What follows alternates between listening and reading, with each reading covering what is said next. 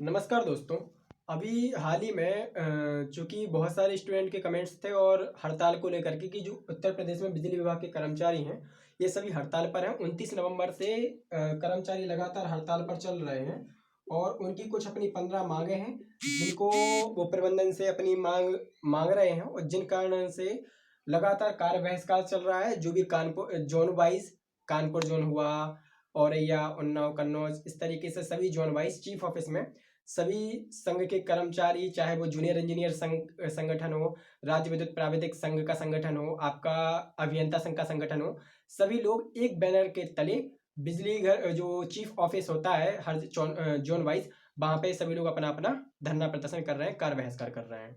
तो उसका सबसे बड़ा रीजन ये भी है, इस कार्य बहिष्कार और हड़ताल के चक्कर में कई ग्रामीण और शहरी इलाकों में बिजली भी नहीं पहुंच पा रही है, बिजली आपूर्ति बाधित हो चुकी है।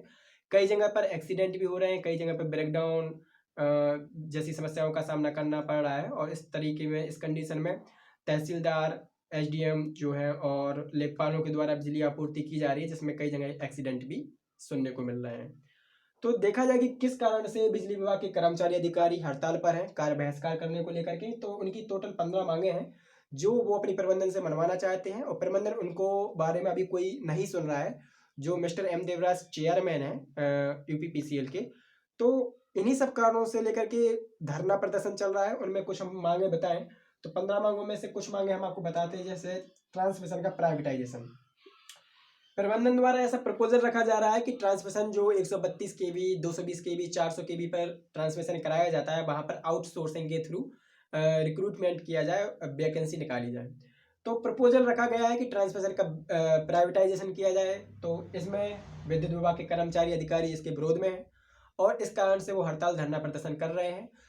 ऑब्वियसली यदि प्राइवेटाइजेशन किसी चीज़ का होगा तो नेक्स्ट जनरेशन युवाओं को सरकारी रोजगार नहीं मिल पाएगा। दूसरी चीज़, जहाँ पर भी प्राइवेट कंपनियां आएंगी वहाँ पर आपको सब्सिडी नहीं मिल पाएगी। जो इलेक्ट्रिसिटी के उपभोक्ता हैं उनको रियायत दर पर बिजली नहीं मिलेगी, परेशानी आएगी, आगे महंगाई बढ़ती जाएगी। नेक्स्ट बात करें मैन मनी मटेरियल, इन चीज़ों का प्रबंधन के द्वारा उपलब्ध नहीं किया जा रहा है। क्योंकि इससे पहले क्या था, अधिकारी कर्मचारियों के हाथ में रहता था कि यदि किसी चीज़ की कमी है, क्योंकि UPPCL maintenance and revenue recovery के लिए ही बना हुआ है। तो यदि आपको सप्लाई मेंटेनेंस करना है तो हर चीज़ टूट फूट जो होती है, ट्रांसफार्मर हुआ, वायर हुआ, पोल हुआ, उन सब चीज़ों के लिए मटेरियल, मनी और मैन पावर, इन तीनों चीज़ों की जरूरत होती है। यदि ये इन तीनों चीज़ों को उपलब्ध प्रबंधन के द्वारा नहीं कराया जा रहा है तो दिक्कत है। और जब इन तीनों चीज़ों की डिमांड करता है आम जनता अधिकारियों से, अधिकारियों को अवेलेबल नहीं हो रहा है प्रबंधन के द्वारा, तो इससे क्या हो रहा है, अधिकारियों कर्मचारियों की जो छवि है, इमेज है, वो आम जनता के सामने खराब हो रही है। और अल्टीमेटली सरकार यही चाहती है कि आम जनता के सामने बिजली विभाग के कर्मचारी अधिकारियों की छवि खराब हो, जिससे उसको वो बेनिफिट के तौर पे उसका प्राइवेट कर दें। तीसरा है प्रबंधन का तानाशाही रवैया। क्योंकि वीडियो कॉन्फ्रेंसिंग के थ्रू अधिकारी कर्मचारियों को काफी प्रेशर बनाया जाता है काम करने को लेकर के। इवन भी अवकाश के दिनों में, आपका संडे हुआ या नेशनल हॉलीडे हुआ, उस दिन भी आपको काम करने के लिए प्रेशर बनाया जाता है, काम करना पड़ता है। क्योंकि वीडियो कॉन्फ्रेंसिंग के थ्रू अधिकारी को प्रेशर कराया जाता है, तो अधिकारी कर्मचारियों के ऊपर प्रेशर बनाता है कि तुम्हें संडे को आना है। ऐसा हम आपको पिछली वीडियो में बता भी चुके थे। तो प्रबंधन के द्वारा तानाशाही रवैया यूज हो रहा है। इस रवैया के कारण कई अधिकारी कर्मचारी मेंटली डिस्टर्ब हो चुके हैं। अभी इसीलिए एक केस आया था कि कुछ दिनों पहले एक मुख्य अभियंता, मतलब चीफ इंजीनियर थे जो जोन के होते हैं, उनका हार्ट अटैक से निधन हो गया है। तो इस कारण से भी एक बहिष्कार, कार्य बहिष्कार और हड़ताल के लिए एक रूप मिल चुका है। नेक्स्ट हम बोले इंजीनियरिंग प्रोटेक्शन एक्ट। तो इंजीनियरिंग प्रोटेक्शन, चूंकि इस विभाग में रेवेन्यू रिकवरी भी एक इंपॉर्टेंट काम है और रेवेन्यू की रिकवरी करना इतना आसान नहीं है। आपने कई जगह पे सुना होगा कि जूनियर इंजीनियर है या असिस्टेंट इंजीनियर, एचडीओ, एग्जीक्यूटिव इंजीनियर के ऊपर कभी खतरनाक हथियारों से आक्रमण किया गया, या इस जगह पर जूनियर इंजीनियर को पीटा गया या सब डिवीजन ऑफिसर को पीटा गया। तो जब तक यदि आप सही तरीके से पूरे संसाधन नहीं देते हैं तो कोई भी कर्मचारी या अधिकारी रेवेन्यू की वसूली नहीं कर सकता है। तो बिना संसाधनों के काम करना बिजली विभाग के कर्मचारियों के लिए एक बहुत बड़ी मांग बन चुकी है, जो प्रबंधन उस मांग को पूरा नहीं कर रहा है। हर कार्य के लिए कोई ना कोई संसाधन चाहिए पड़ता है। जैसे आज मैं आपको एक वीडियो के थ्रू आपको बता रहा हूं, तो उसके लिए हमें नेट भी चाहिए, मोबाइल भी चाहिए, सही तरह क्वालिटी का कैमरा भी चाहिए, बोर्ड भी चाहिए, मार्कर भी चाहिए। तो ये संसाधन है। यदि ये संसाधन नहीं होंगे तो मैं आप तक अपनी पूरी इंफॉर्मेशन आपको नहीं प्रोवाइड कर सकता हूँ। तो इसी तरीके से बिजली विभाग के कर्मचारियों की मांग है कि वो संसाधन उन्हें प्रोवाइड कराया जाए, जिससे वो अपनी इफिशिएंटली तरीके से वर्क कर पाए।